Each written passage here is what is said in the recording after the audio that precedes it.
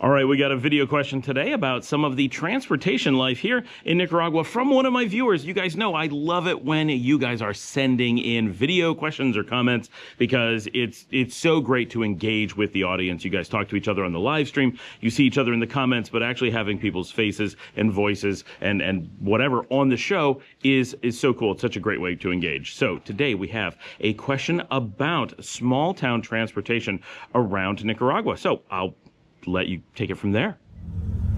Senior Scott Allen Miller. This is graduate gemologist, and I am in what they call the Tuk Tuk. So, Scott, perhaps you could explain to your viewers how this works. There's nothing to see there. Sería la antigua estación de trenes de Nicaragua. San Marcos. We call it the Tuk Tuk contraption works. Hello, senor. Gracias. There it goes. Seats two people in the back.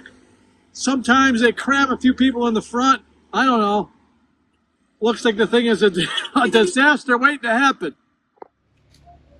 All right, so tuk-tuks or tuk-tuks here in Nicaragua. First thing, and this is super important, here in Nicaragua, they are known as Caponera. If you say tuk-tuk or tuk-tuk, in most places, people will be a little bit confused. Caponera is the standard term that we use all over the country. Calling them a tricyclo, also a little bit confusing because we have a number of different vehicles that would be qualified as a tricyclo. So Caponera is the best way to call them. But in much of the world, yes, especially in the English-speaking world, tuk-tuk is generally what we refer to them as. They are popular throughout Southeast Asia where they are typically manufactured. There's a lot of them made in Thailand, a lot are made in China and Vietnam, and of course the most famous ones where they were invented are from Italy, and we do have a lot of Italian ones here in Nicaragua. The Piaggios are quite popular, which is the same maker as Vespa. We also have a number of Vespa scooters, but they're not nearly so popular as scooters because we have many cheaper Asian scooters that kind of dominate the market here. But if you're in the mood for fancy Italian small vehicles, they do exist. You can track them down, especially in the Caponera range. So, importantly, a few things. One, I live in a part of Nicaragua where Caponeras are not legal. Now, I've asked about this a bit, and it is important to understand if you personally own a Caponera and just feel like driving it around because that's the vehicle you want, yeah, absolutely fine. Nobody does that, but it is completely legal and allowed, which seems like it would be, but people often simply state you're not allowed to have Caponeras, and what they mean is the purpose for which everyone buys them, to be a taxi, is not allowed, which is completely correct. Here in Leon, we are a Caponera-free city, and I believe Granada is as well. I don't remember ever seeing a Caponera there, but I'm not absolutely sure. They may just not be popular. In different regions of the country, you'll find them in different amounts. In Managua, you will certainly find them, but they're not very popular in most areas because they can't handle safely going through the big city traffic. They are a small three-wheeled vehicle with a nice little covering and a motorcycle engine. So while they're very fuel efficient, they're very cheap to acquire, they're very easy to maintain, they're very easy to drive, they're easy to navigate and deal with a lot of small spaces. They don't handle hills and they do not handle heavy traffic and high speeds well at all, if they can even do those things. So they have regions where they're super popular and regions where they are unheard of. Very popular places that I know of where we see Caponeras completely dominating their public transportation market include places like La Paz Centro and Nagarote, here in the Departamento Leon, and a lot in the Carazo area, whether you're looking at San Marcos or Jinotepe, Diriamba, those areas, which tend to be relatively flat and don't have super dense populations where you have traffic problems, but have enough people that you need a large amount of public transportation going on. So they kind of have a happy middle ground. In markets like Nicaragua, Caponera, or tuk-tuks, are incredibly popular because they are cheap to operate, they are very easy to deal with, and normally, people are not traveling long distance. These are not things that are used to go between the cities. They're used for traveling around a relatively small city. Here in Leon, we have a lot of cobblestones, and we're a very large city, so going between different parts of the city would be quite difficult using these, which encourages them to be taken off the roads, because if they aren't really efficient, they tend to be in the way, and they would, in a colonial city like this, really cause a lot of congestion. We need either very small things, like just the bicycle guys who are just pushing their tricycles as well, and they're just pushing people around, or we need full-size taxis that are able to handle the roads and go up the hills and quickly get around the city, depending on how far you are trying to go. Those are really important factors when you're here in a city like León. But if you're in a Nagarrote or La Paz Centro, a little Caponera can get around the entire city in just a few minutes. And so no matter where you need to go, typically even from the outskirts of the city into the center, around to run your errands, they work really well. Because they use very little fuel,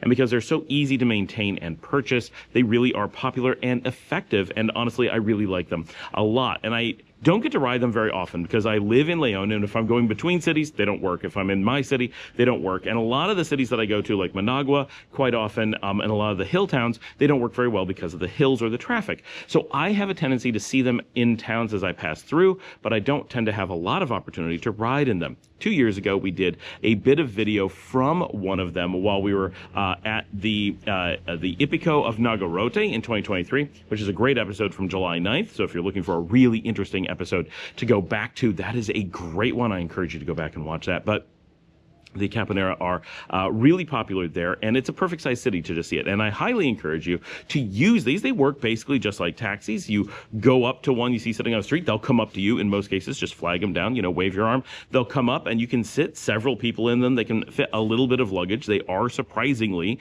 spacious given how tiny they are, and just negotiate a price, right? They're going to be very cheap. They're not going to go super far. And if you're in one of those towns, you're going to want to learn how to use them. You're going to want to feel comfortable using them because they're generally the best form of transportation in the places where they exist. They're just so easy to hop in, hop out, and pay very little and get you places relatively quickly. Whereas here in León, everyone's on these bicycle-powered ones where people are actually pedaling. They are so slow that it is pretty painful, even though they're cheaper to purchase and operate, obviously. In the super hot weather, the guy driving it is just dying. Often they can't keep moving. If they run into traffic at all, they're major problems, and they really cause a lot of congestion. So they can be quite difficult. But if you're here in Mercadito in Sutiava, we do have just loads and loads of the pedal-powered ones, the pedicabs, as they would be known in many places. Available. So they do exist. We certainly have something that fills that in the ecosystem here, but in much of the country, you will see these Caponeras. And across the region, across Latin America, across Southeast Asia, much of the world outside of North America uses these, including Italy, because they are so cost-effective. They really are great. And there are starting to be, I have not seen any here in Nicaragua, but they are starting to manufacture high-quality electric models now, which, of course, if you're in a market where you have solar power or you have really cheap electric, depending, they can be really, really nice because they're often the gas-powered ones are a little bit loud and you wish they would be quiet. Well, they've got that solved. And you wish that they would be even cheaper to operate. Well, here, electric is still more expensive than gas. But if you were to have solar power or access to a place that has solar power, then that would be cheaper. And as more and more solar power comes online here, it will continue to get cheaper and cheaper. We just had a solar power plant come online in Ciudad del Rio 2 weeks ago, which required them to do some upgrades to the power infrastructure here in the region, which is very cool. So, if you're coming to Nicaragua, you need to know Caponera is the name that you're looking to use. That will keep people from being confused.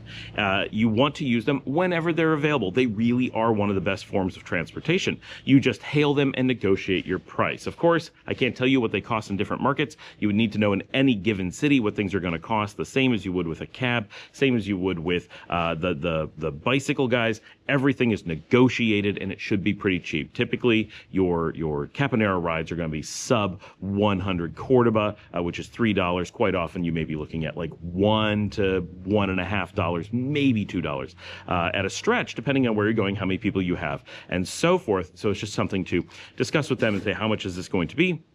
And then just have that money ready, and you hop in and hop out, and it's very, very easy. It's just like any other negotiated taxi. Now, unfortunately, there isn't any application like InDrive for Caponeras, so you can't bring out the Tuk Tuk app and call one and pay for it on there. That would be fantastic, but the rates are so small, and they tend to just be on the street picking people up so fast. No one would have time to really bring up an app or anything like that. Would be really neat, and would it be cool to have that kind of thing in the country? Yes, but because they're so independently in different little towns everywhere, it would be extremely difficult to organize something like that and make it really effective, much like InDrive is a struggle here, because we have it in Managua and it works great, and we have it in Leon and it's kind of used, and much of the country doesn't have it at all. We don't have a unified system for all the different transportation options around the country. That would be an amazing thing, but it would take a lot of work because there's so many different types of transportation with such different pricing structures and lengths of time to get places and availability and reliability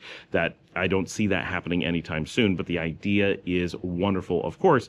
And if individual communities wanted to come up with something, that would be fantastic. But then you're talking about building an infrastructure for an incredibly small amount of space, a very small number of people, which is difficult. So I hope this is a cool, interesting insight into life here in Nicaragua and useful information as to how to use public transportation. This is one of those many ways that Nicaragua has solved the issue of getting around places. One of the reasons why so many of us say as expats and as Nicaraguans, we often don't want to own cars. We're not worried about owning cars. We're not worried about driving ourselves. We have so many different options, different by city for sure, that allow us to get around the country so cheaply and safely and easily so much of the time that having to deal with driving ourselves or owning a car, while yes, does give you some freedoms and certainly freedoms and flexibility in time. If it's 3 o'clock in the morning and you want to travel on a regular basis, that gets to be pretty cumbersome with taxis. But if you want to do it at noon, it's generally so easy to use taxis or whatever that driving yourself makes no sense. And many of us who have cars still use taxis all the time, or Caponera, or the bicycle guys, or whatever.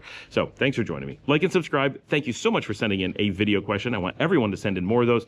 Go down in the show notes for any information, how to contact me, social media, Nicagram, Nico Laurel, things to sign up for, how to send in a video question like that. All of that in the show notes, how to sponsor the show or how to support the show with buying me a coffee at buymeacoffee.com/Scott Alan Miller, how to help my producer, Marcela, who has stage 4 Hodgkin lymphoma, and her GoFundMe, and all the information about her condition and status is in the show notes. And of course, get down in the comments, just say hello, ask a question there. Let us know what you think of things, what you want to see, and so forth. And as always, share on social media, tell a friend about the show, and I will see all of you wonderful people who live in my GoPro tomorrow.